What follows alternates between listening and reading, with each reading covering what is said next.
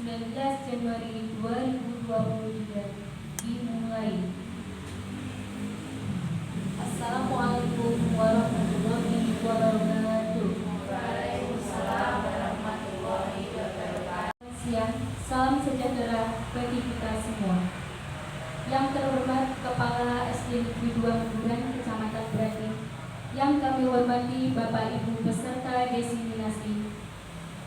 Dengan mengucap puji syukur kehadirat Tuhan Yang Maha Esa atas rahmat dan ridhonya, kita semua dapat hadir dalam acara desiminasi tentang budaya positif. Bapak Ibu yang kami hormati, berikut akan kami bacakan susunan acara pada siang hari ini. Pertama, pembukaan. Kedua, sambutan dari Kepala SD Negeri 2 Menduran. 3. Acara inti desiminasi modul 1.4 tentang budaya positif calon guru penggerak angkatan 7 yang akan disampaikan oleh Ibu Sri Puryanti, Sarjana Pendidikan. 4. Lain-lain. 5. Penutup. Acara pertama, pembukaan.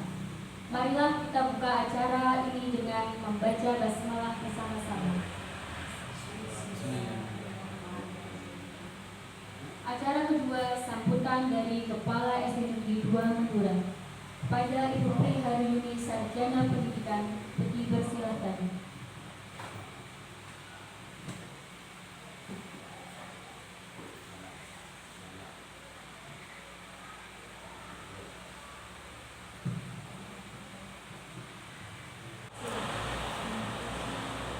Assalamualaikum warahmatullahi wabarakatuh. Waalaikumsalam warahmatullahi wabarakatuh. Yang saya hormati Bapak Ibu Guru, selamat datang. Saya ucapkan untuk acara pada kali ini, yaitu dalam rangka desiminasi calon guru penggerak yang akan disampaikan oleh Ibu Sri Puryanti SPDSD, yang saya harapkan nanti Bapak Ibu Guru bisa mendukung, bisa memberikan support, memberikan input yang baik supaya nanti dalam pelaksanaan desiminasi kali ini bisa berjalan dengan lancar, penyampaiannya nanti juga bisa sukses, sehingga nanti untuk penyelenggaraan desiminasi pada hari ini nanti bisa bermanfaat untuk kita semua, khususnya untuk program atau tugas dari Ibu Sri Puryanti SPDSD. Demikian yang bisa saya sampaikan. Mudah-mudahan kita selalu diberikan kesehatan dan keselamatan. Amin Allahumma amin. Demikian, wabillahi taufiq wal hidayah. Wassalamualaikum warahmatullahi wabarakatuh. Waalaikumsalam.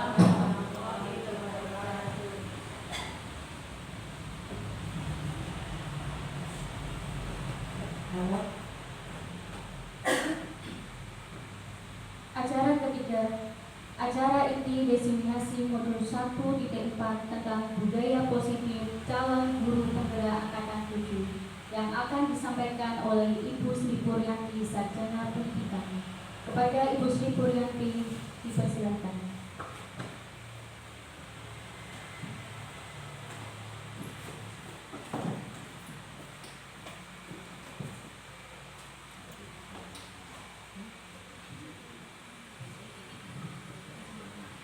Assalamualaikum warahmatullahi wabarakatuh. Waalaikumsalam warahmatullahi wabarakatuh.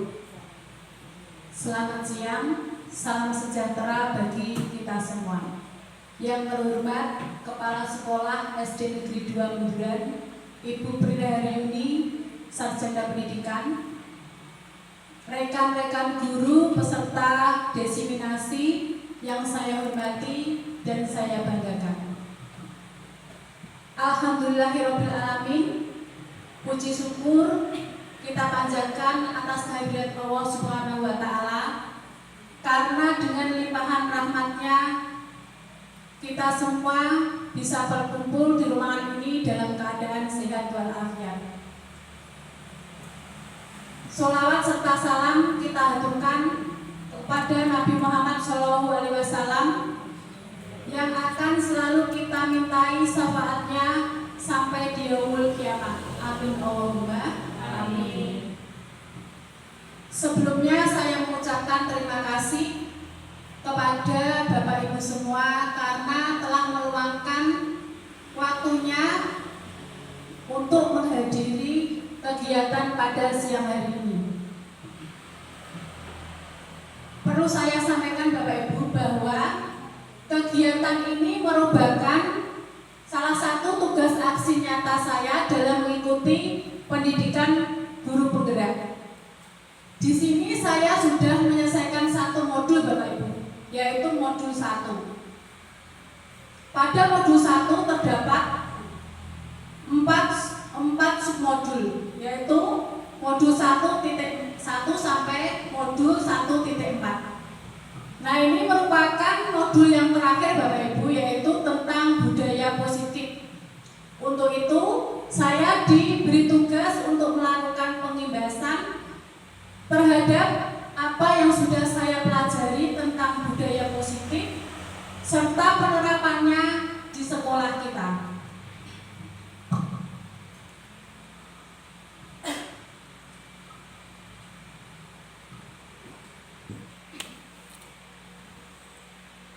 Lanjut Bapak Ibu.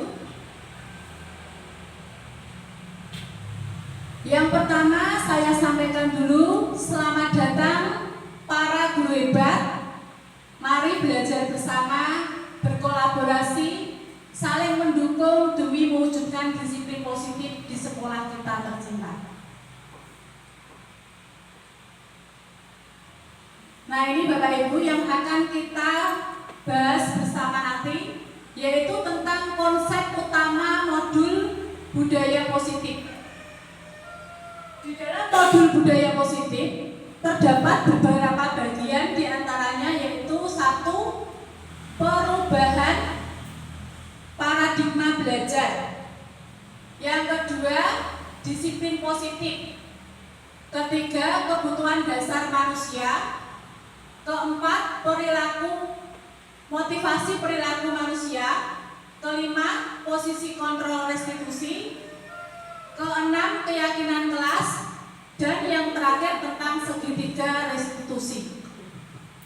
Saya yakin Bapak Ibu guru di sini semua sudah lebih berpengalaman dan sudah banyak belajar tentang disiplin positif. Untuk itu, mohon maaf Bapak Ibu guru, di sini saya bukan bermaksud untuk menggurui Bapak Ibu semua atau merasa memiliki ilmu yang lebih dari Bapak Ibu semua. Untuk itu mari nanti kita akan saling sharing dan saling berdiskusi serta belajar bersama serta saling melengkapi tentang budaya positif yang akan kita terapkan di sekolah kita nanti.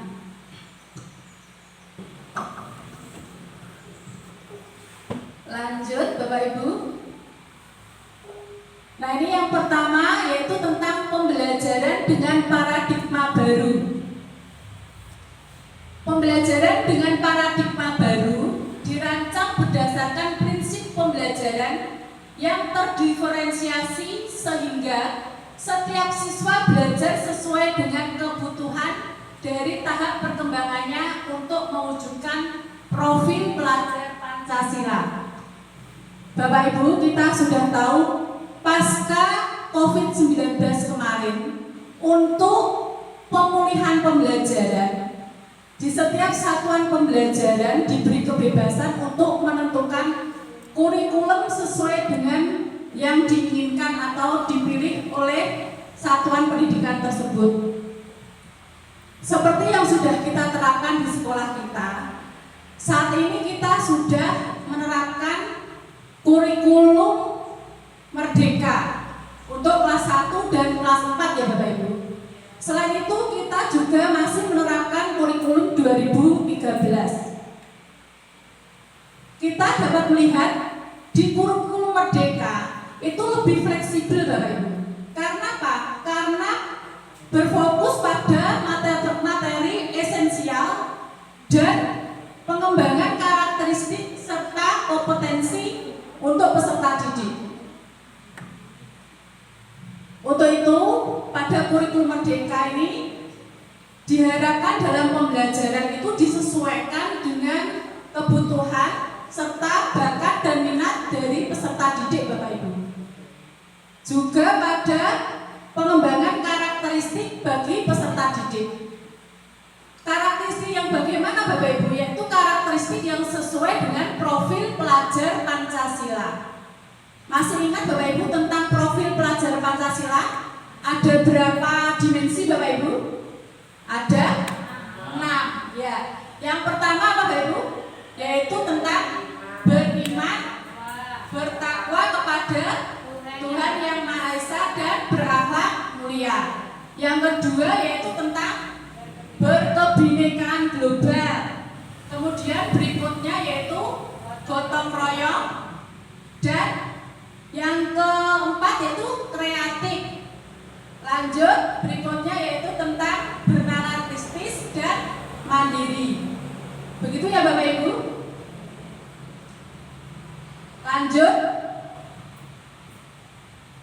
Dalam karakteristik, mewujudkan karakteristik yang sesuai dengan profil pelajar Pancasila, ini diharapkan anak-anak ini harus berdisiplin Bapak Ibu. Kita tidak asing lagi dengan kata disiplin Bapak Ibu, yaitu apa baru disiplin itu berkaitan dengan dengan peraturan. Apalagi biasanya disiplin itu dikaitkan dengan aturan, kemudian tata tertib, begitu ya Bapak Ibu, dan kepatuhan juga. Sebagai pendidik, kita tentunya mengharapkan siswa kita itu berdisiplin ya Bapak Ibu. Lanjut, dalam budaya kita, makna kata disiplin dimaknai menjadi suatu yang dilakukan seseorang pada orang lain untuk mendapatkan kepatuhan. Kita cenderung menghubungkan kata disiplin dengan ketidaknyamanan. Kenapa tidak nyaman Bapak Ibu? Karena harus taat ya. Biasanya murid mendengar kata patuh, yaitu mendengar kata peraturan, itu biasanya murid itu sudah merasa tidak nyaman. Karena apa? Karena mereka itu merasa diatur, tidak sesuai dengan keinginan dari dalam hatinya. Begitu ya Bapak Ibu ya.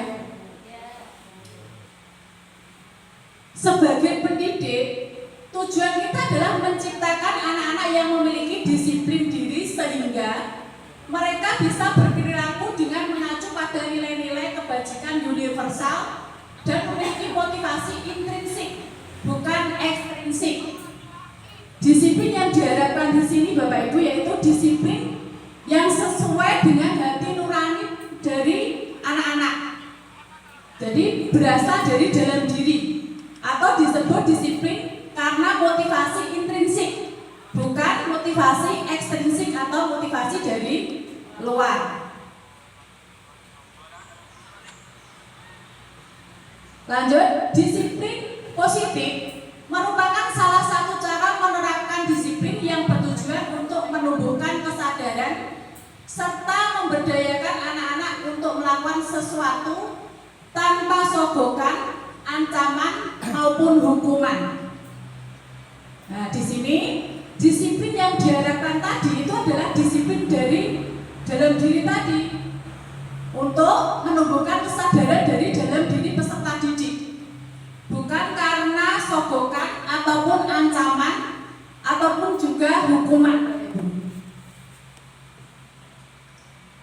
Lanjut Bapak Ibu, yaitu tentang 5 kebutuhan dasar manusia.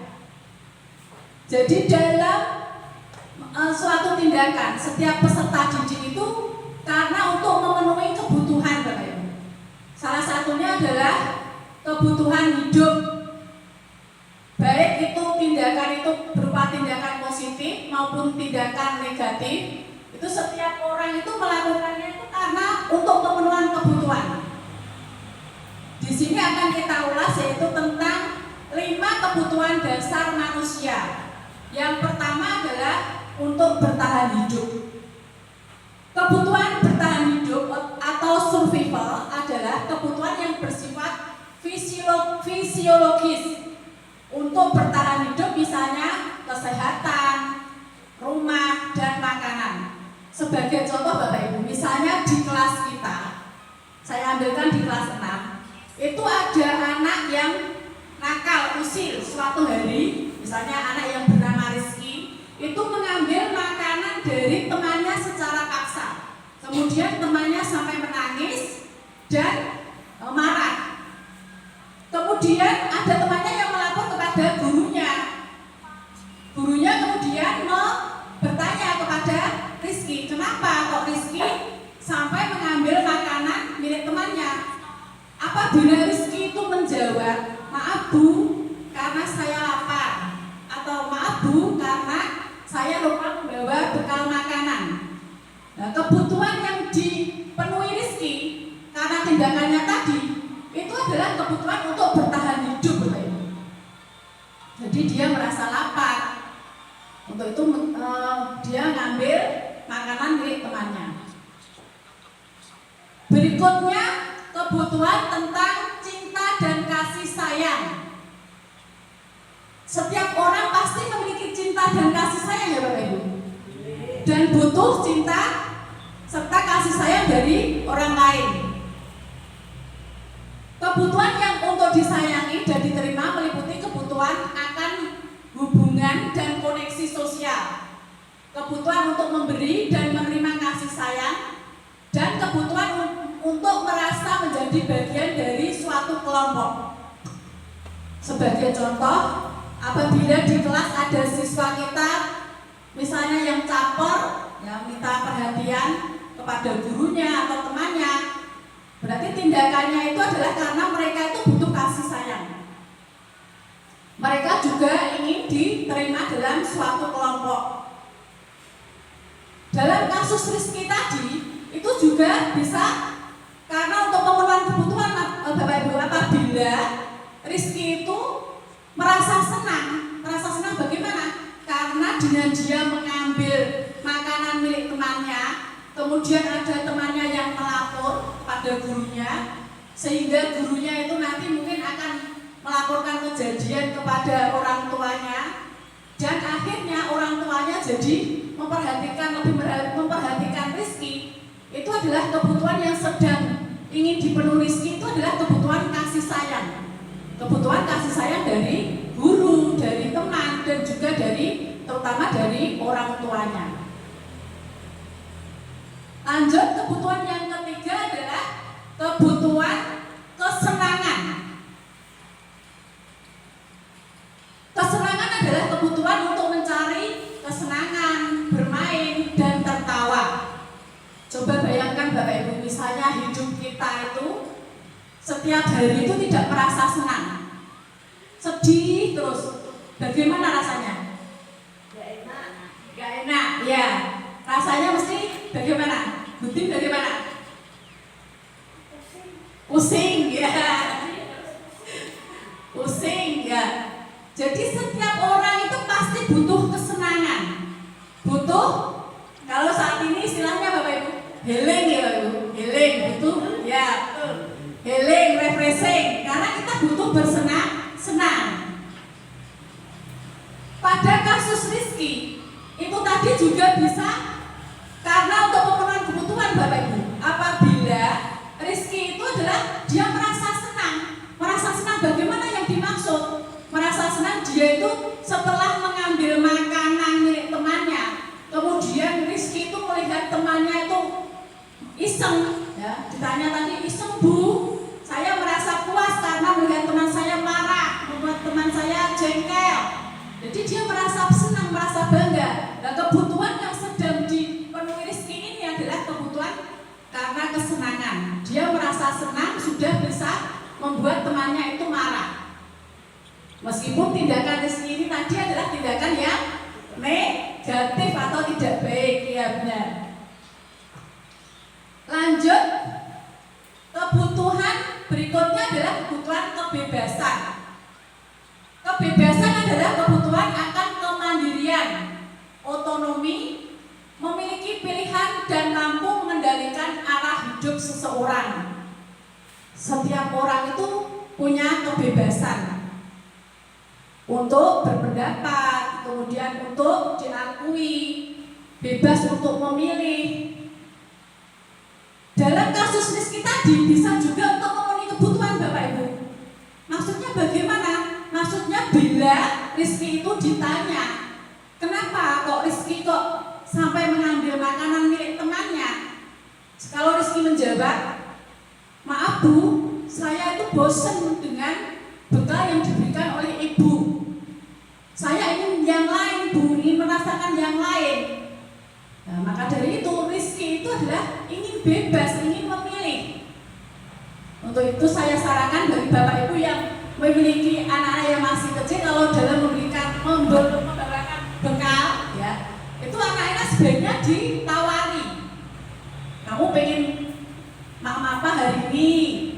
Ya, pengen dibawakan bekal apa seperti itu, agar anak-anak itu merasa puas dengan apa yang kita bawa. Begitu ya Bapak Ibu ya. Lanjut, kebutuhan yang berikutnya adalah penguasaan. Adalah kebutuhan yang berhubungan dengan kekuatan untuk mencapai sesuatu, menjadi kompeten, menjadi terampil, diakui atas prestasi dan keterampilan kita, didengarkan dan memiliki rasa harga diri.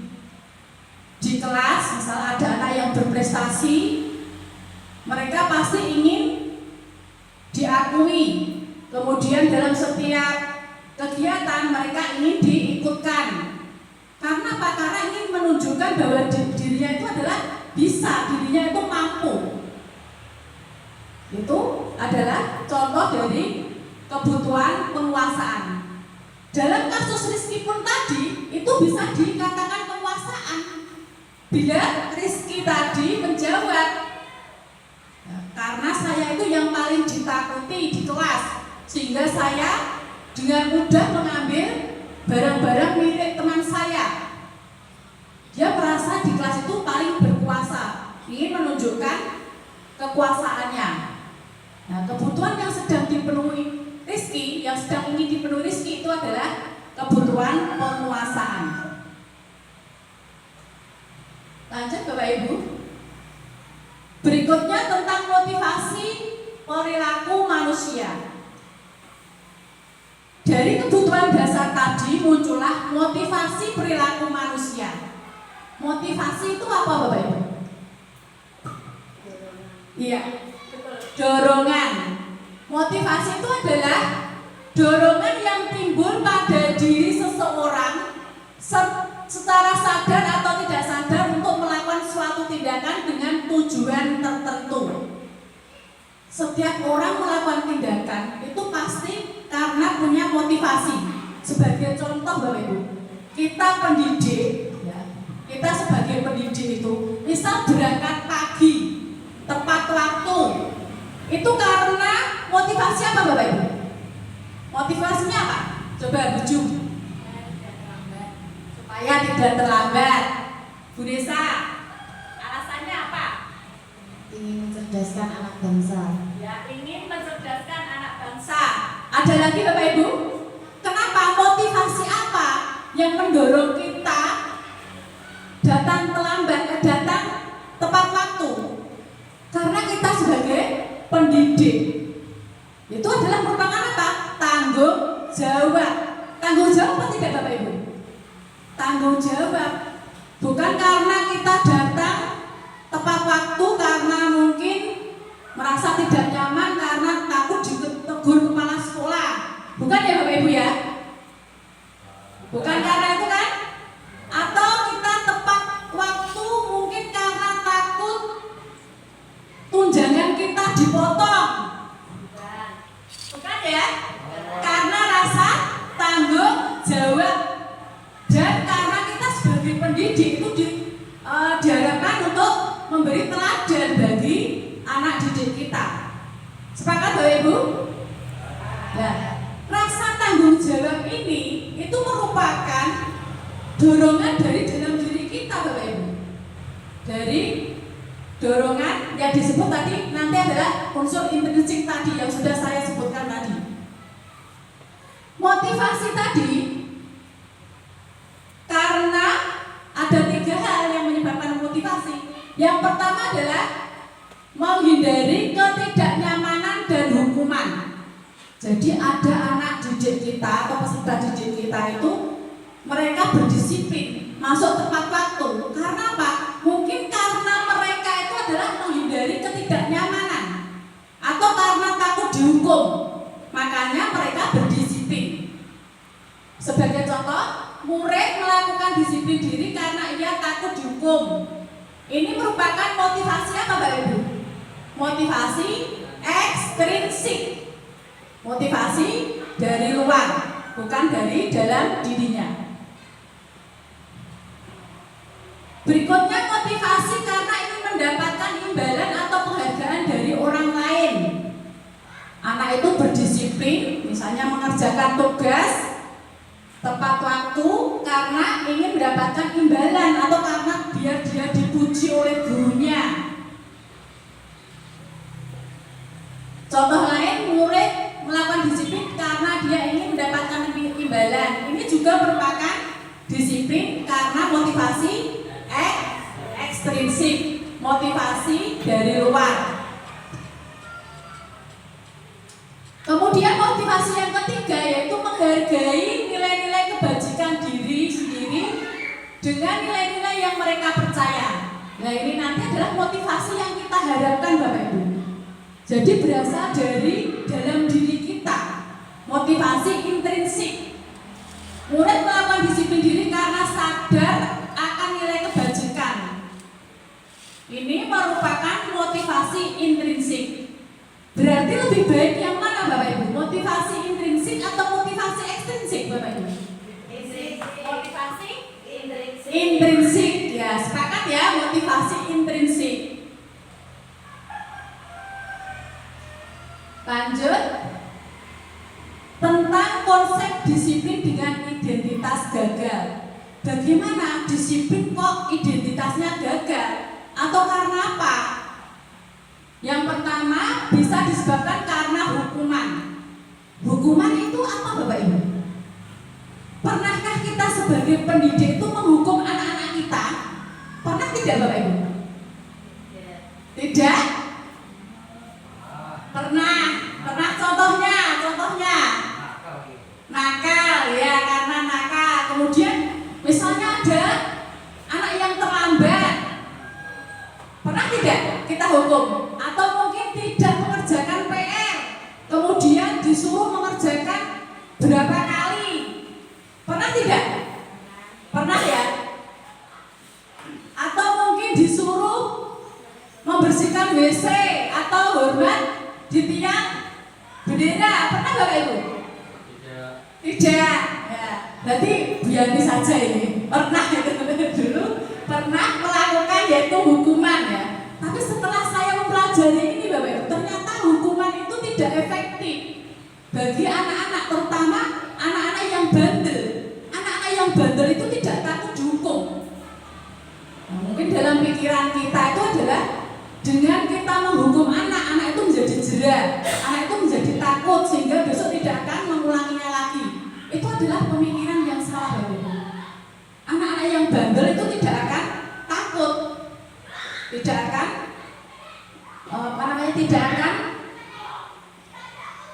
takut dengan hukuman yang kita berikan. Hukuman ini bisa berupa hukuman fisik dan hukuman yang bersifat psikis. Bisa menyakiti fisik dan juga psikis bagi anak. Maka dari itu hukuman itu adalah menyakitkan bagi anak. Kemudian hukuman itu juga membuat anak itu menjadi tidak nyaman. Anak juga bisa merasa takut. Misal kita menghukum berdiri di depan kelas dengan satu kaki diangkat, kemudian tangannya memegang telinga. Itu adalah anak nanti bisa menjadi takut. Kemudian hukuman itu bersifat memaksa. Dan bahkan jika sering dihukum karena sering anak itu bandel, sering melakukan kesalahan, anak itu akan menyembunyikan kesalahannya. Jadi anak itu tidak akan jujur. Dan hukuman itu bisa menyebabkan murid menjadi rendah diri. Maksudnya bagaimana Bapak Ibu? Misalnya ada murid yang tidak mengerjakan PR matematika, kemudian kita menghukum di depan kelas untuk mengerjakan soal yang sulit, sehingga dia itu ditertawakan oleh temannya. Nah, ini anak ini akan berikutnya anak ini akan menjadi rendah diri, merasa tidak mampu. Dan hukuman itu nanti akan bisa diingat seumur hidup bagi anak tersebut. Merasa malu, kemudian merasa tersakiti. Lanjut, konsep disiplin dengan identitas gagal itu bisa dikarenakan karena penghargaan Bapak Ibu. Jadi tidak semua penghargaan itu efektif. Anak akan bertanya, jika saya melakukan ini, apa yang akan saya dapatkan? Karena anak itu mengharapkan imbalan setelah bisa melakukan sesuatu. Berarti penghargaan ini tidak efektif. Kemudian penghargaan ini juga bisa merusak hubungan. Apa maksudnya? Misalnya dalam kelas ada anak yang pandai, kemudian kita memberikan penghargaan terhadap anak itu. Teman yang lain akan bisa iri. Kok dia terus yang mendapatkan hadiah? Kapan giliran saya?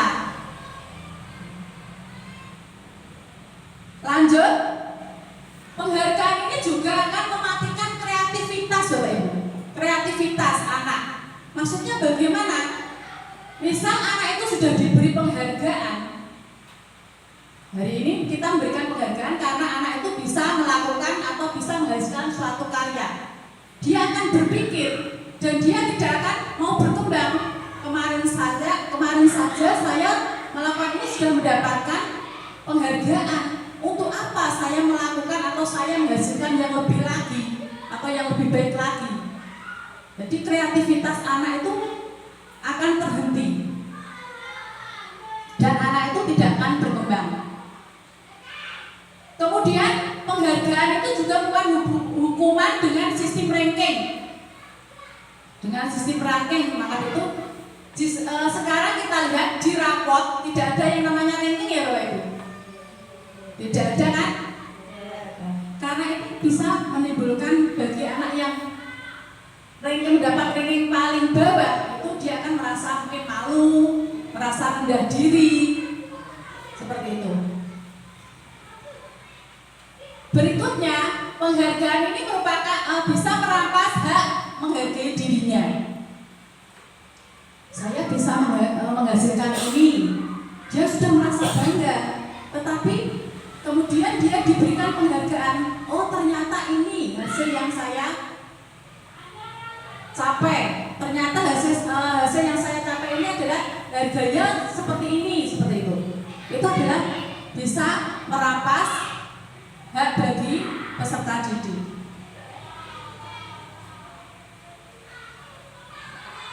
Selanjutnya, konsep disiplin dengan identitas sukses. Bagaimana disiplin kok bisa dikatakan identitasnya sukses? Karena apa? Karena satu konsekuensi. Konsekuensi itu apa Bapak Ibu? Konsekuensi itu adalah kesepakatan. Konsekuensi itu bersifat penguatan jangka pendek. Kemudian konsekuensi itu perlu monitoring berkelanjutan. Konsekuensi juga perlu adanya stimulus respon. Kemudian konsekuensi itu murid menghormati peraturan. Dan konsekuensi itu murid akan kehilangan waktu untuk merenungi kesalahannya. Maksudnya bagaimana Bapak Ibu?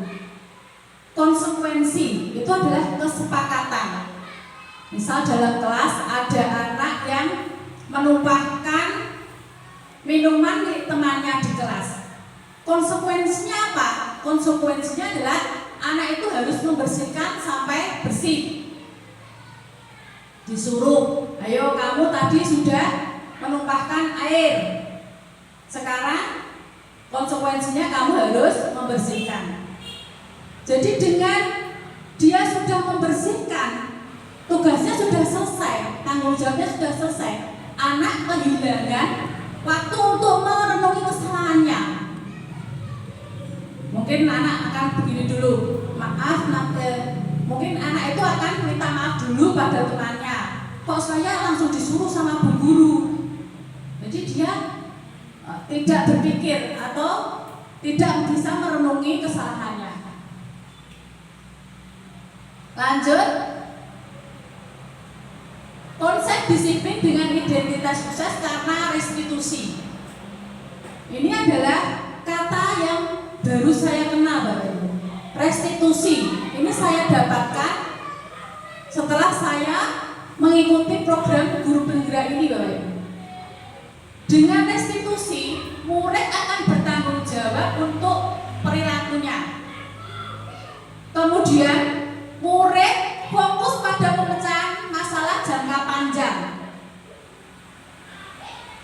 Berikutnya, dengan restitusi, murid menghormati dirinya dan orang lain. Selanjutnya, restitusi adalah teori kontrol, dirinya yang memegang kontrol. Bapak Ibu, dalam teori kontrol, sebenarnya itu diri kita itu yang memegang kontrol, tindakan apa yang kita laksanakan, Bapak Ibu. Kita itu tidak bisa dikontrol oleh orang lain. Kalau dalam konsekuensi ini adalah stimulus respon, jadi guru menyuruh kemudian anak merespon. Tetapi kalau dalam restitusi ini adalah teori kontrol, Bapak Ibu. Jadi yang memegang kontrol pada diri anak ya mereka sendiri. Kita sebenarnya itu tidak bisa mengontrol anak, tidak bisa memaksa anak. Jika anak kok patuh pada peraturan, itu berarti anak itu sedang membuka dirinya untuk menerima kontrol dari orang lain. Begitu ya Bapak Ibu. Selanjutnya, restitusi itu merupakan murid nanti bisa bersemangat untuk memperbaiki kesalahannya. Dengan restitusi, anak lebih bersemangat, lebih bertanggung jawab terhadap apa yang sudah ia lakukan. Lanjut Bapak Ibu, tentang konsep disiplin pendekatan restitusi, yaitu sebuah cara menanamkan disiplin pada murid. Pengertian restitusi. Restitusi adalah proses menciptakan kondisi bagi murid untuk memperbaiki kesalahan mereka, sehingga mereka bisa kembali pada kelompok mereka dengan karakter yang lebih kuat. Menurut Gosen, ciri-ciri restitusi.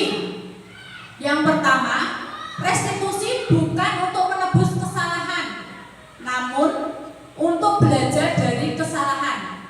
Jadi restitusi itu adalah bukan untuk menebus kesalahan, Bapak Ibu. Misalnya anak itu bersalah, kemudian seperti tadi pada konsekuensi, anak itu bersalah, kemudian dia sudah bertanggung jawab terhadap kesalahannya. Itu artinya kan mereka sudah menebus kesalahannya. Yang dimaksud restitusi di sini adalah bukan untuk menebus, Bapak Ibu, tapi untuk belajar dari kesalahannya. Nanti anak akan berpikir, saya melakukan seperti ini, apa yang akan saya lakukan? Bagaimana cara saya memperbaikinya? Lanjut, restitusi itu memperbaiki hubungan. Kemudian, restitusi itu merupakan tawaran, bukan paksaan. Jadi anak ditawarkan, bukan dipaksa. Kamu harus melakukan ini karena kamu sudah melakukan kesalahan. Ditawari dulu, Bapak Ibu. Ditanyakan dulu kenapa dia sampai melakukan tindakan seperti itu. Kemudian diarahkan. Ya, berikutnya ini adalah restitusi itu menuntun untuk melihat ke dalam dirinya. Jadi kita itu menuntut anak untuk melihat dalam dirinya apa yang akan ia lakukan, apa yang akan ia perbaiki untuk apa yang akan kita perbaiki, yang akan diperbaiki dalam melakukan kesalahan. Kemudian restitusi itu mencari kebutuhan dasar yang mendasari tindakan. Dan yang terakhir, restitusi itu fokus pada solusi pemecahan masalah.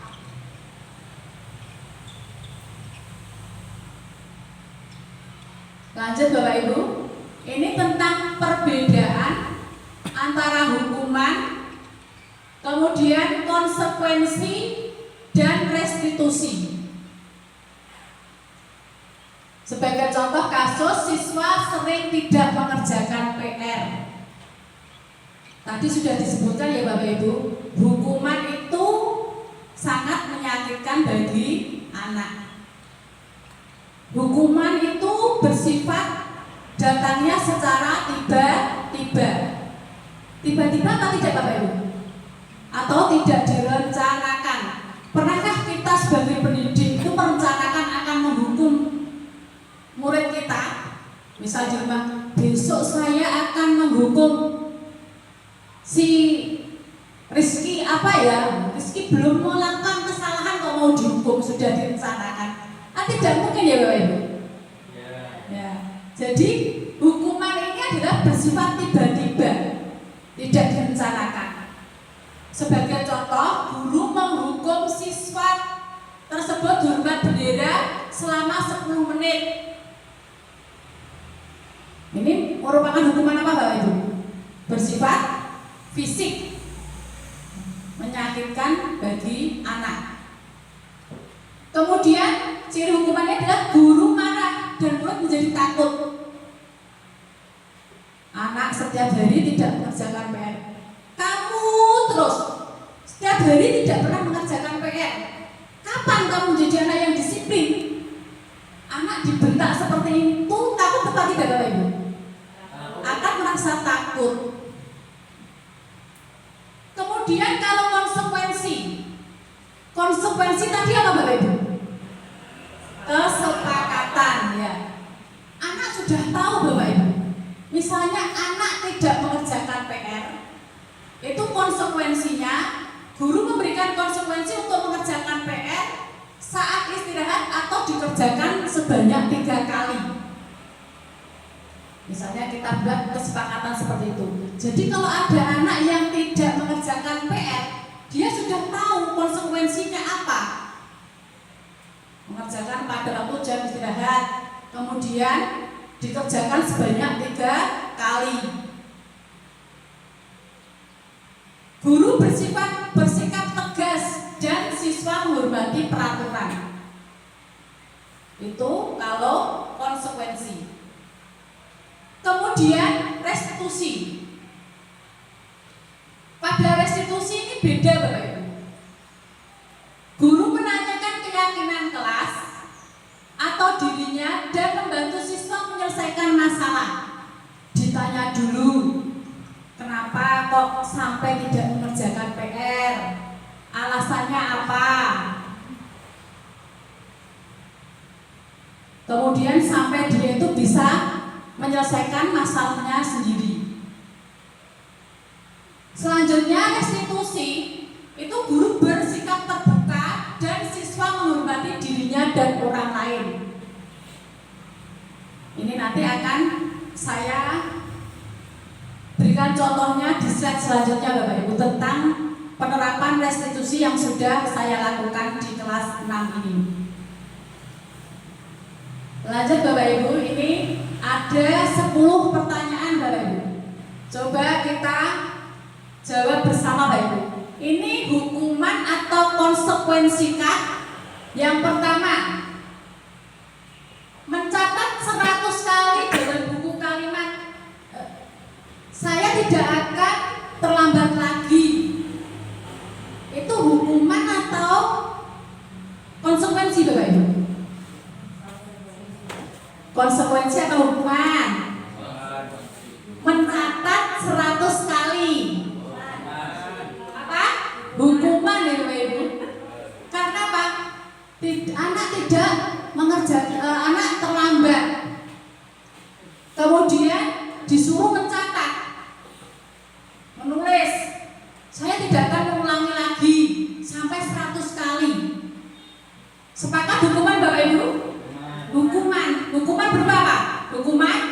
fisik ya, anak merasa lelah. Ya, sepakat. Nomor 2, lari mengelilingi lapangan basket 2 kali karena terlambat tidak hadir di sekolah. Apa Bapak Ibu? Hukuman. Ya, sepakat, hukuman. Lanjut pertanyaan nomor 3, membersihkan coretan yang dibuat di meja tulis. Apa? Konsekuensi. Ya, anak mencoret-coret meja dengan tim X mungkin, kemudian guru tahu karena kamu sudah mencoret-coret meja, konsekuensinya kamu harus membersihkan. Lanjut yang keempat, murid diminta push up 15 kali karena tidak menggunakan masker ke sekolah. Hukuman apa? Hukuman apa? Konsekuensi Bapak Ibu? Hukuman, ya.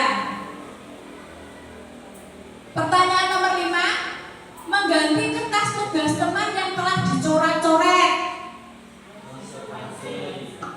Apa Bapak Ibu? Konsekuensi. Betul sekali Bapak Ibu. Kemudian yang ke-6,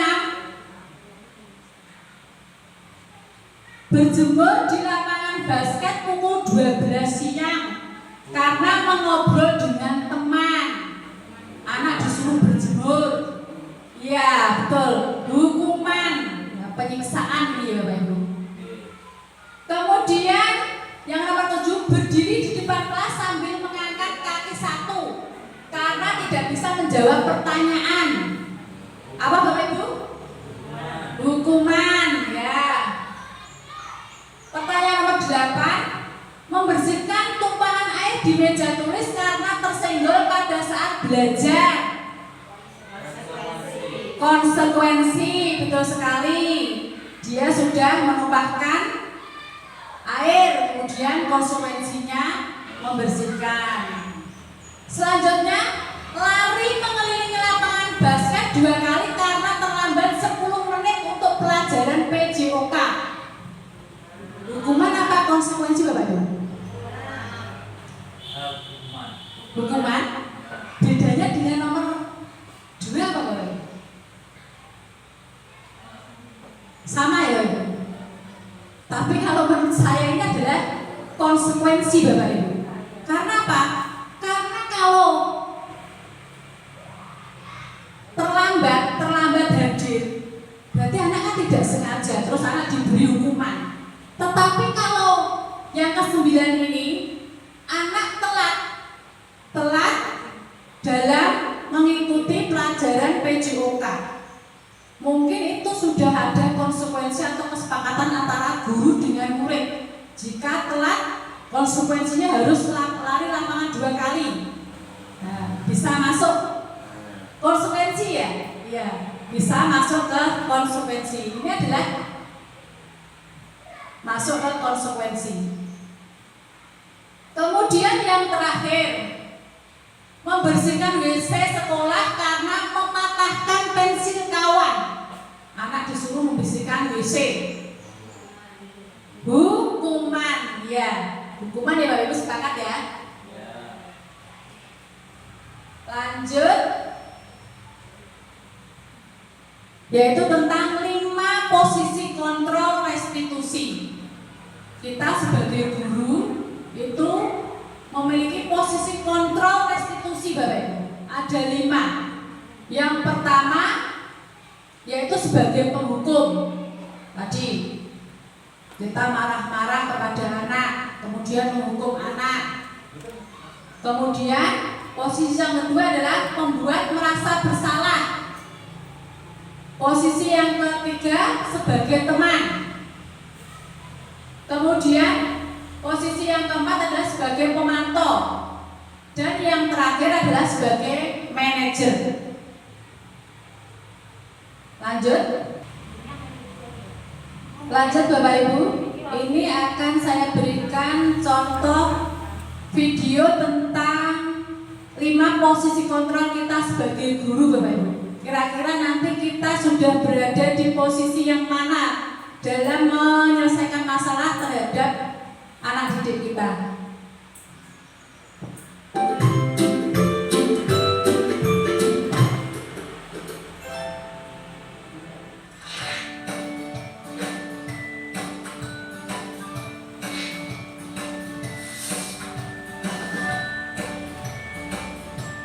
Halo, Bapak Ibu Guru calon guru penggerak.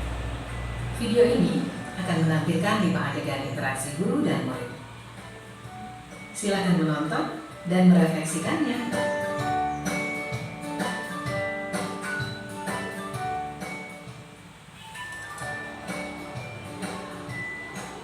Pagi anak-anak, silakan PR yang kemarin Ibu berikan diletakkan di meja.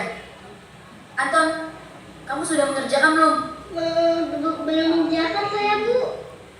Kamu selalu ya nggak ngerjain PR. Sekarang kamu duduk di depan, lalu tulis. Saya berjanji tidak akan mengulangi lagi. Saya berjanji akan berusaha menjadi murid yang rajin belajar sampai pelajaran saya selesai.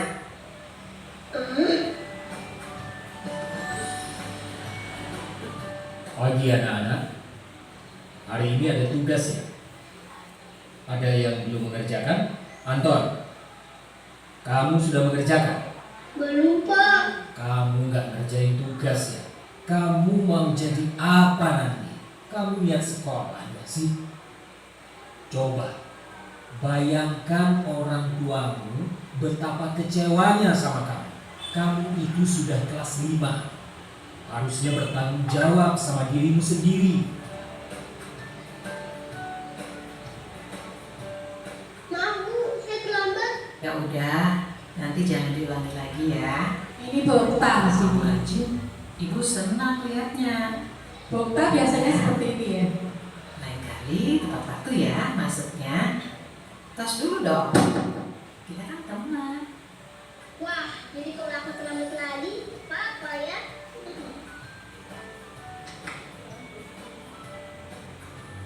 Kamu kok nggak pakai baju olahraga? Bapak catat kamu sudah 3 kali loh nggak ikut olahraga bulan ini. Iya, Pak. Udah 3 kali berarti saya dapat sanksi, Pak.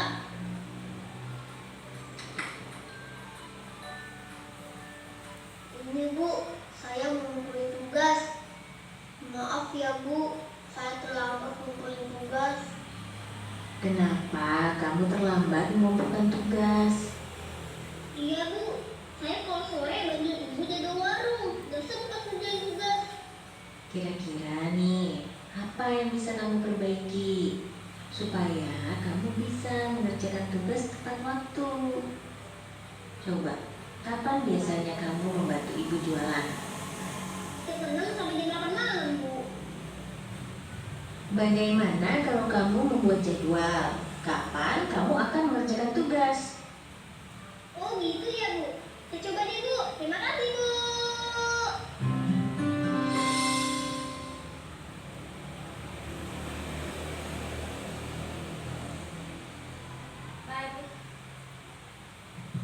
Nah itu tadi Bapak Ibu contoh penerapan 5 posisi kontrol kita sebagai guru. Yang pertama tadi adalah kita simak di video, kita lihat.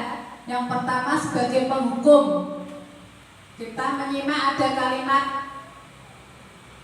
kamu selalu ya tidak mengerjakan PR. Sekarang kamu duduk di depan, lalu tulis, saya berjanji tidak akan mengulanginya lagi, dan lain sebagainya.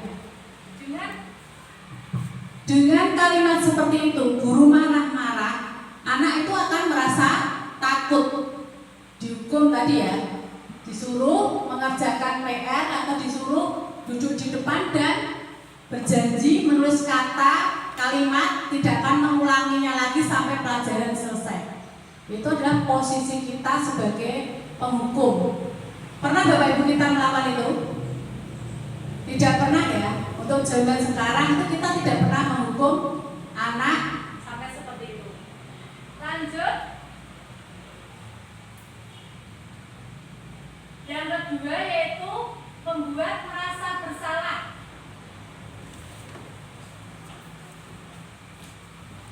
Yang kedua adalah membuat merasa bersalah.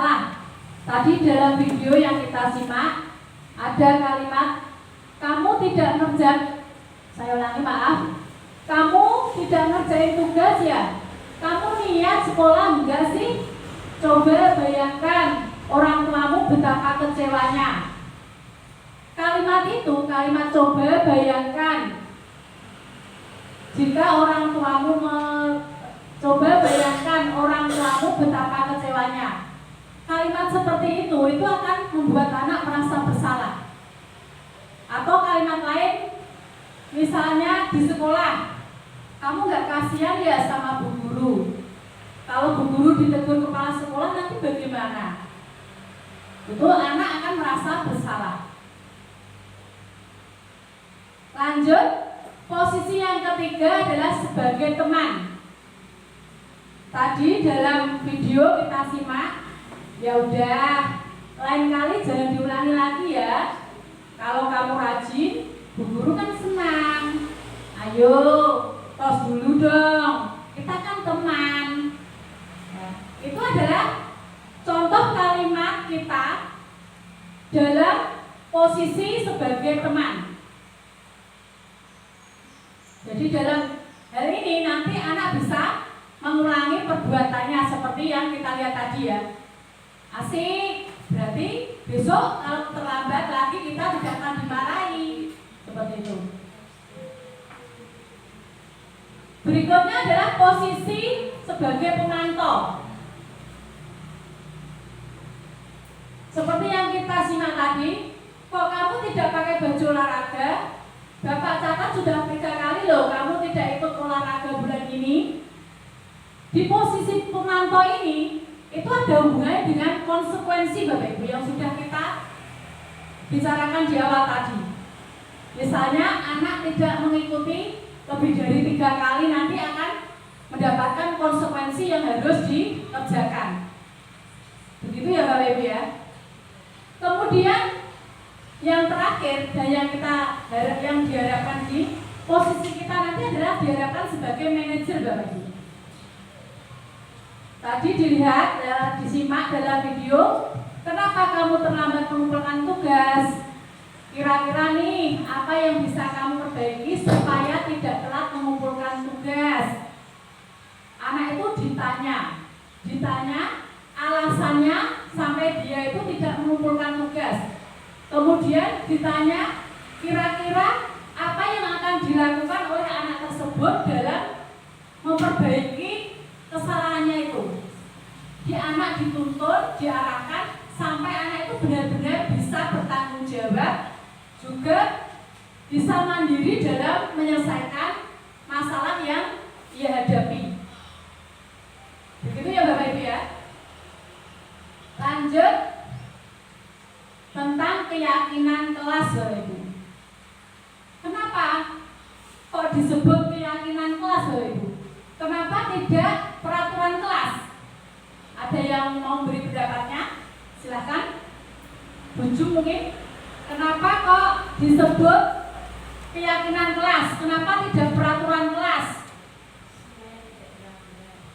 Supaya tidak dilanggar. Ya baik. Ada lagi yang mau memberikan pendapatnya? Ada lagi Bapak Ibu? Kenapa kok disebut keyakinan kelas? Sebagai contoh Bapak Ibu, setiap hari kita itu berpergian naik sepeda motor. Apa yang harus kita pakai Bapak Ibu? Helm. Ya, kita memakai helm. Kemudian kita membawa apa Bapak Ibu? SIM ya. Itu tujuannya untuk apa? Agar selamat ya. Kemudian agar aman. Ya. Yang disebut selamat atau supaya keselamatan dan rasa aman itulah yang disebut sebagai keyakinan Bapak Ibu. Jadi bukan karena peraturan. Awalnya memang awalnya itu adalah peraturan, harus memakai helm, harus membawa SIM. Tapi tujuan yang utama kita bepergian itu adalah saya memakai helm agar di jalan selamat. Itu kita yakin dari dalam diri kita. Begitu ya Bapak Ibu ya. Kemudian contoh yang lain, penggunaan masker. seperti yang kita alami kemarin pada COVID-19 ya, kita harus diharuskan untuk memakai masker. Itu kan peraturan Bapak Ibu. Awalnya peraturan, tapi tujuan kita memakai masker itu adalah apa Bapak Ibu? Karena biar selamat. Kita yakin dengan kita sering mencuci tangan, kemudian kita memakai masker, tujuan kita adalah agar kita selamat. Nah, yang keselamatan itu yang disebut adalah keyakinan dari dalam hati kita. Maka dari itu disebut keyakinan kelas. Nah, ini contoh keyakinan kelas di kelas 6 yang sudah saya buat kemarin Bapak Ibu. Langkah-langkahnya yang pertama, guru berdiskusi tentang peraturan kelas. Anak disuruh menuliskan, ya ini contohnya di kertas stick note gitu ya. Disuruh menentukan atau menuliskan beberapa peraturan kelas. Boleh dari 1. Misalnya peraturan kelas harus bersikap sopan kepada guru, datang tepat waktu, kemudian mengerjakan tugas tepat waktu, tidak boleh saling mengejek. Itu kan banyak sekali Bapak Ibu.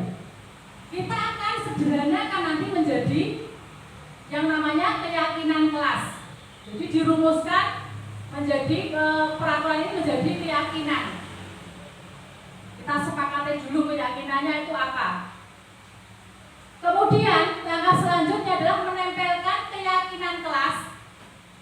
Nah, ini diambil yang kiranya sama, ditempelkan pada keyakinan kelas yang sudah disepakati guru dengan murid. Misalnya tadi kan berdisiplin itu kan macam-macam.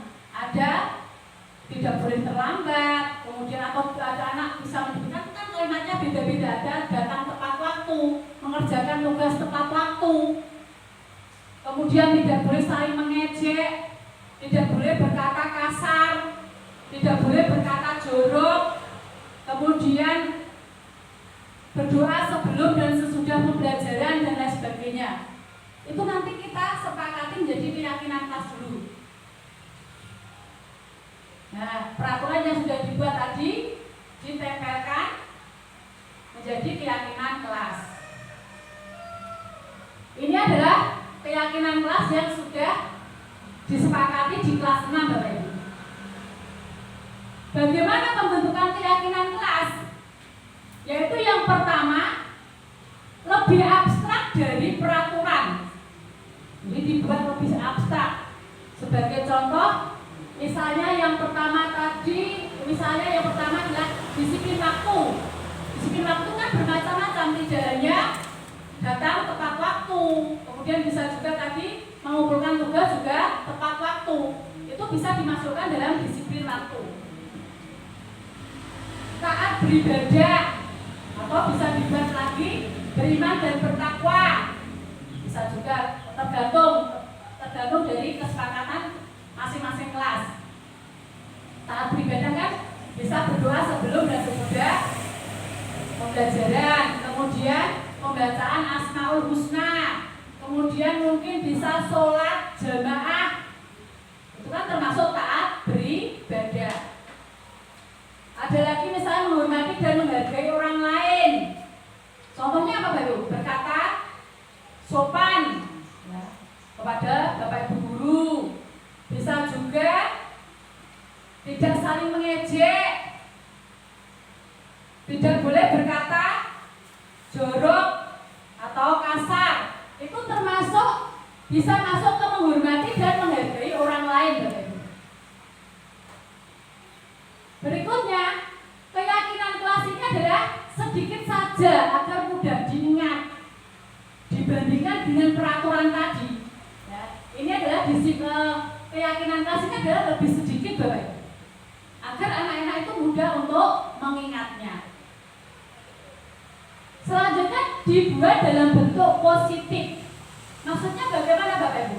Dalam keyakinan kelas itu kalimatnya berbentuk positif, bukan negatif. Sebagai contoh, tidak boleh berkata kasar.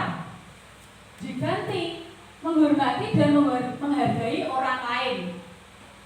Kalau kita tidak berkata kasar kan itu artinya kita sudah menghormati dan menghargai orang lain. Begitu ya Bapak Ibu ya. Kemudian ada bertanggung jawab. Ada memakai pakaian rapi, atribut lengkap sesuai hari. Kesepakatan kelas masing-masing Bapak Ibu. Nanti kita bisa menerapkannya di kelas masing-masing. Selanjutnya, keyakinan kelas itu adalah berupa pernyataan universal. Pernyataan yang sudah disepakati bersama-sama. Sesuai dengan kondisi kelas atau sekolah agar mudah diterapkan.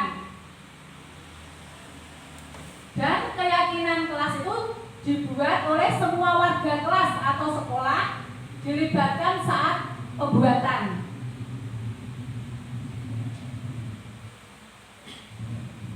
Nah, ini yang terakhir Bapak Ibu tentang segitiga restitusi. Ada 3 tahap dalam segitiga restitusi Bapak Ibu. Yang pertama adalah menstabilkan identitas. Apabila anak itu melakukan kesalahan atau melanggar keyakinan yang sudah disepakati, maka diselesaikannya dengan tahap yang pertama adalah menstabilkan identitas. Kenapa? Alasannya apa? Anak itu melakukan kesalahan atau melakukan pelanggaran. Nih, tentu kamu punya alasan mengapa melakukan itu. Jadi ditanya dulu, tidak langsung dimarahi. Kalau langsung dimarahi nanti anak bisa menjadi takut, menjadi tidak nyaman lagi ya Bapak Ibu. Tahap yang berikutnya adalah validasi tindakan yang salah. Karena anak tadi sudah takut melakukan pelanggaran, maka perlu validasikan. Salahnya bagaimana Bapak Ibu? Kata-katanya bisa, semua orang itu pernah melakukan kesalahan. Kamu bukan satu-satunya orang yang pernah bersalah. Jadi distabilkan, biar anak itu tidak takut tadi. Tahap berikutnya adalah menanyakan keyakinan. Kalau anak sudah stabil, baru ditanyakan keyakinan. Kamu ingat tidak tentang keyakinan kelas yang sudah kita buat kemarin? Anak tentu akan menjawab. Kita tuntun, kita arahkan. Kalau sudah yakin, kita tanyakan, kira-kira sikapnya itu melanggar keyakinan kelas apa tidak? Baru ditanyakan lagi, bagaimana? Apa yang akan mereka lakukan?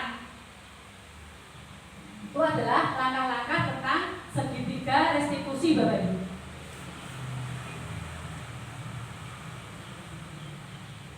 Nah, ini contoh penerapan segitiga restitusi yang kemarin kita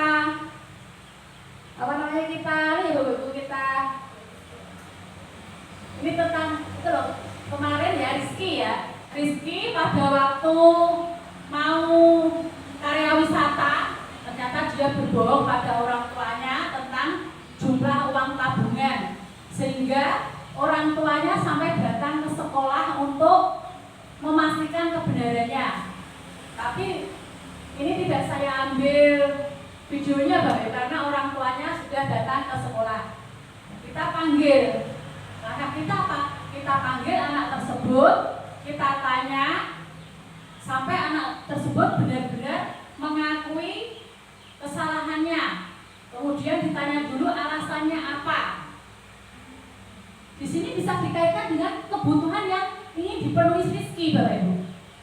Misalnya Rizky itu butuh bertahan hidup. Alasannya apa kok bertahan hidup? Uang tabungan dia itu dibuat untuk jajan. Bisa juga karena dia ingin perhatian dari orang tuanya. Setiap hari dia ditinggal sampai sore, kemudian tidak diperhatikan, akhirnya dia menghabiskan uang tabungan untuk bertahan hidup. Kalau masalah perhatian, nanti kan setelah ini mungkin orang tuanya pasti akan lebih diharapkan akan lebih memperhatikan rezeki.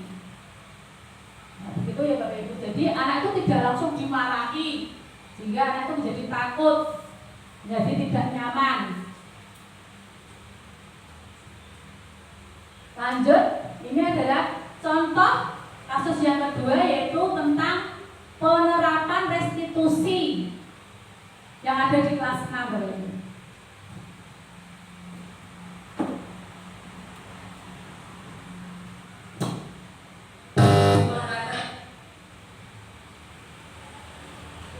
Kenapa kok kalian sampai di tengah? Ingat Bu, ngajak saya Bu. Kamu tadi juga ngajak saya. Aku yang mau mulai duluan. Sudah kalian kan teman, kenapa saling bertengkar? Bersama teman itu harus saling menyayangi. Udah, seperti tadi yang mau mulai mengejek salsa. Iya Bu. Kamu pasti punya alasan kenapa kok kamu sampai mengejek salsa. Saya ingin bercanda saja Bu. Sampai begitu saja. Tapi kalau sampai mengejek buat nasi tidak baik. Kamu pasti merasa senang ya bisa mengejek salsa sampai salsa itu marah dan menangis. Maaf Bu, saya tidak bermaksud membuat salsa sampai marah dan menangis. Nah, kalian ingat nggak tentang keyakinan doang yang sudah kita sepakati kemarin? Ingat Bu. Kira-kira kalau kamu mengejek sesama teman itu termasuk melanggar keyakinan kelas apa tidak? Melanggar Bu. Keyakinan kelas yang mana yang belum kalian tunjukkan hasilnya? Menghormati dan menghargai orang lain Bu.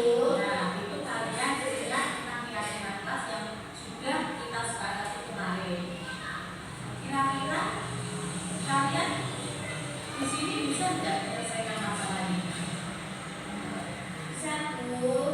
Salah satu, bagaimana caranya? Saya akan memberikan maaf kepada salsa karena saya yang mulai duluan Bu. Sama aku itu mudah, tapi bagaimana kalau posisi belakang? Saya akan berjanji tidak akan mengulanginya lagi Bu. Saya juga berjanji Bu tidak akan mengulanginya lagi. Tidak, kalian akan berjanji tidak akan mengulangi perbuatan kalian lagi untuk tidak saling mengejek. Iya Bu. Pegang janji kalian ya. Iya Bu. Nah, sekarang kalian berikan kalian berdua harus saling minta maaf. Salsa aku minta maaf. Iya sama-sama. Nah, sekarang kalian boleh istirahat. Jangan bertengkar lagi ya. Iya Bu. Itu adalah contoh penerapan segitiga restitusi yang sudah saya laksanakan kemarin bersama anak-anak. Jadi dalam segitiga restitusi tadi, anak-anak itu distabilkan dulu tentang kesalahan yang mereka perbuat, kemudian divalidasi, dan yang terakhir adalah ditanya tentang keyakinan kelas yang sudah mereka sepakati. Selanjutnya ditanya tentang apa yang bisa mereka lakukan. Begitu Bapak Ibu tentang segitiga restitusi. Nah, ini adalah tentang kegiatan saya pada siang hari ini Bapak Ibu. Ada yang ingin menambahkan atau ingin bertanya mungkin Bapak Ibu, jika ada pertanyaan bisa diutarakan atau disampaikan. Monggo Bu Jum.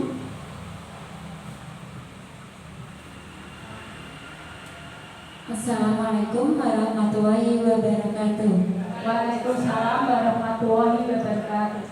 Pada kesempatan kali ini saya ingin bertanya, bagaimana bila ada murid yang melakukan kesalahan atau pelanggaran yang di luar keyakinan kelas yang sudah dibuat tadi? Bagaimana penyelesaiannya? Terima kasih. Terima kasih atas pertanyaan yang telah disampaikan oleh Bu Jumiati. Ada yang mau menanggapi Bapak Ibu? Silahkan Bu Nesa. Assalamualaikum warahmatullahi wabarakatuh. Sebelumnya terima kasih atas waktunya. Saya ingin menanggapi sedikit saja tentang pertanyaan dari Bu Jung. Jika persoalannya tadi di luar keyakinan kelas ya Bu, jadi untuk persoalannya bisa diselesaikan dengan segitiga restitusi, dan untuk persoalan yang di luar keyakinan kelas nanti di kesempatan yang akan datang bisa ditambahkan di keyakinan kelas dalam kelas berapa kelas 6 Atau bisa kelas yang lain ya. Mungkin hanya begitu Bu. Ya, terima kasih. Saya sampaikan pada Bu Jum dan pada Bu Nisa. Untuk keyakinan kelas, tadi dari pertanyaan Bu Jum, bagaimana jika anak tersebut melanggar peraturan yang penyelesaiannya di luar keyakinan kelas yang sudah disepakati. Kemudian Ibu Nisa menanggapi, yaitu dengan langkah tetap dengan menggunakan langkah segitiga restitusi ya, betul ya Ibu? Ya, sepakat Bapak Ibu tetap menggunakan langkah segitiga restitusi. Kemudian untuk masalah penyelesaian masalah keyakinan nanti bisa ditambahkan ke keyakinan kelas. Begitu Bapak Ibu sepakat? Iya. Saya juga sepakat Bapak Ibu. Karena apa? Karena keyakinan kelas itu sifatnya fleksibel Bapak Ibu. Jadi bisa ditambahkan apabila ada anak yang melanggar peraturan, kemudian penyelesaiannya itu tidak ada di keyakinan kelas yang sudah disepakati, maka bisa tetap menggunakan, yaitu harus menggunakan segitiga restitusi, yaitu langkahnya tadi menanyakan alasan ya, alasan atau tindakan, kemudian yang kedua menstabilkan identitas, dan yang ketiga kita tanyakan, kalau tidak ada keyakinannya ya kita tanyakan langkah apa atau sikap apa yang akan mereka lakukan untuk memperbaiki kesalahan. Intinya di sini anak itu dituntun, diarahkan untuk bisa memperbaiki dirinya ya secara mandiri dan bertanggung jawab atas perbuatan atau pelanggaran yang telah mereka lakukan.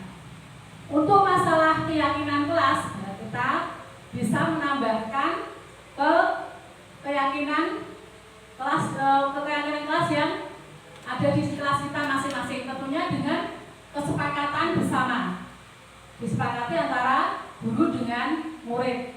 Begitu Bapak Ibu. Ada yang menambahkan lagi? Silakan. Jika sudah tidak ada pertanyaan lagi, kegiatan ini kita akhiri di sini. Terima kasih atas kerjasama dan partisipasi dari Bapak Ibu guru semua. Maaf atas kekhilafan dan kekurangan.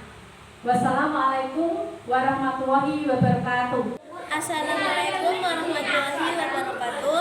Perkenalkan, nama saya Jian Syafahanul Daita, kelas 6 dari SDN 2 Menduran, Kecamatan Bugati, Kabupaten Grobogan.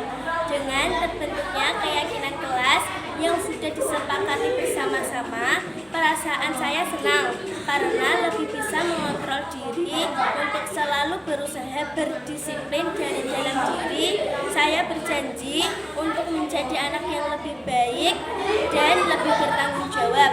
Demikian dari saya. Wassalamualaikum warahmatullahi wabarakatuh. Assalamualaikum warahmatullahi wabarakatuh. Selamat pagi, nama saya Tata Setianti Susanti. Saya di sini sebagai teman sejawat dari Ibu Sri Puryanti. Menurut saya, apa yang sudah disampaikan oleh Ibu Sri Puryanti mengenai budaya positif itu sangat baik, sangat bermanfaat, dan dapat diterapkan di sekolah kami, khususnya di SD Negeri 2 Menduran, terutama untuk disiplin positif. Karena apa? Yang saya amati, banyak peserta didik di sini itu dia disiplin karena bukan faktor instinktif, mengenai karena faktor ekstrinsik. Artinya apa? Anak-anak berperilaku disiplin bukan untuk keyakinan dirinya sendiri, melainkan karena satu, mungkin anak-anak itu takut, kedua, mungkin karena aturan sekolah yang ketat. Selain itu, hal menarik yang saya dapatkan selama diseminasi yaitu mengenai segitiga restitusi. di mana untuk segitiga restitusi ini dapat mewujudkan anak lebih satu, lebih bermandiri, lebih berdisiplin, dan lebih bertanggung jawab. Dan diseminasi ini diharapkan dapat bermanfaat bagi sekolah kami, khususnya juga memiliki tanggung jawab bagi anak peserta didik itu sendiri. Demikian yang dapat saya sampaikan.